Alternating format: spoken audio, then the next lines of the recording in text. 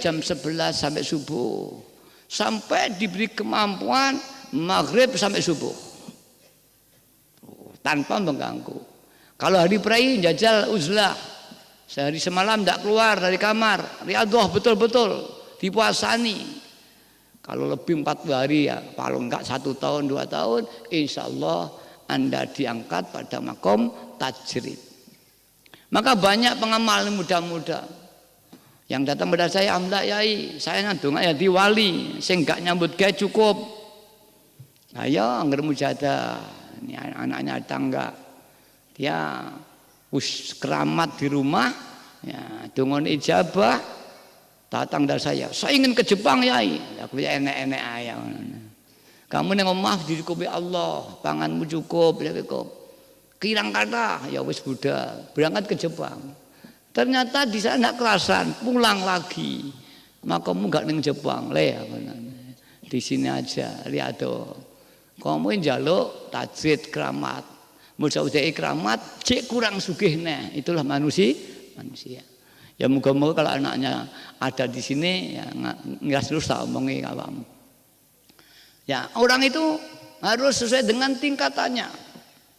Iradatuka alal kasbi ma'a iqamatillahi iyaka fil tajrid itu inghitatul himmatul aliyah.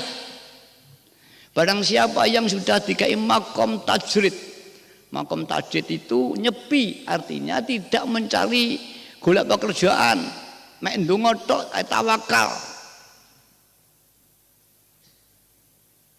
Kemudian itu dicukupi oleh Allah dan enggak jagane wong liya, ada saja. Ya biasanya dalannya ini yaitu liwat orang itu nyambut gawe, apa itu minta tolong.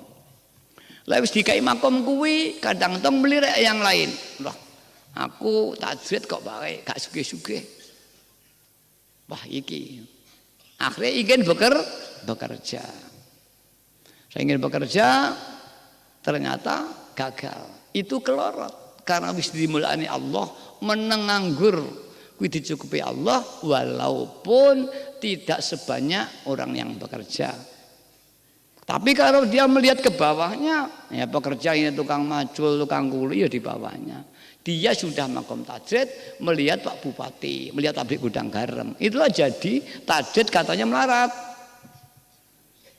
Itu. Atau dibaliknya, iradatuka alat tajriti ma'a iqamati iyaka fil kasbi iku nafsul khafiyah.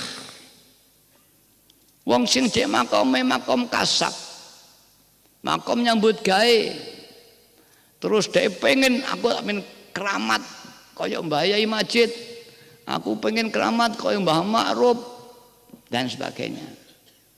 Terus dia riyadhah tidak karena Allah, tidak lillah, tidak bilah, tirakat mek pengen keramat, apa-apa teko karepe dhewe, tapi tidak karena Allah, karena nafsu.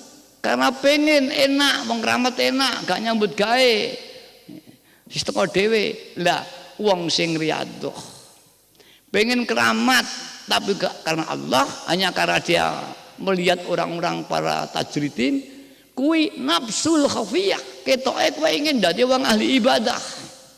Ketoke kowe dadi orang zuhud, bertapa, meninggalkan keramaian. Tapi hakikatnya itu nafsu. Karena kau pengen diarani wong sing ahli tajrid, diarani wong sing ahli dekat dengan Allah. Itulah dikatakan oleh Ibnu Athaillah Asy-Syakandari nafsul khafiyah, nafsu yang samar, tidak bisa dilihat.